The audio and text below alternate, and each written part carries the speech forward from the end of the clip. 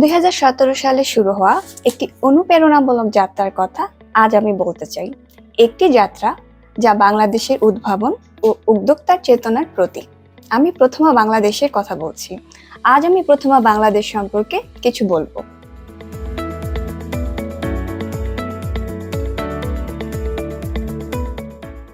একজন ব্যবসায়ীর কাজ করার উদ্দেশ্য মূলত মুনাফা অর্জন করা, কিন্তু উদ্যোক্তার উদ্দেশ্য নতুন কিছু বাজারে এনে বিশ্বকে চমকে দেওয়া এবং মানুষের জীবনযাপনকে সহজ করে তোলা।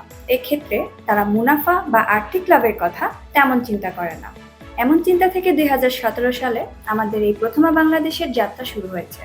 মূলত আমাদের এই কোম্পানি আমদানি ও সরবরাহকারী হিসেবে আত্মপ্রকাশ করে, যা পরবর্তীতে একটি ই-কমার্স প্রতিষ্ঠান হিসেবে রূপ নেয়।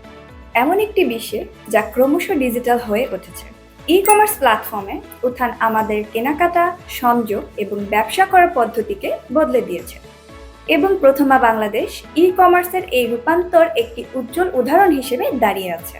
প্রথমা বাংলাদেশ ই-কমার্স বাংলাদেশিদের অনলাইন বাণিজ্যে জড়িত হওয়ার পদ্ধতিতে বিপ্লব ঘটাতে বাংলাদেশ ই-কমার্স এমন একটি প্ল্যাটফর্ম তৈরি করতে শুরু করেছে যা শুধুমাত্র লেনদেনকে সহজতর করে না, বরং স্থানীয় অর্থনীতিতে প্রবৃদ্ধি ও উন্নয়নকেও ত্বরান্বিত করে। একটি ভালো কোম্পানি খারাপ 100 কোম্পানির চেয়েও উত্তম। এই ভালোকে ধারণ করে আমরা এগিয়ে যাচ্ছি।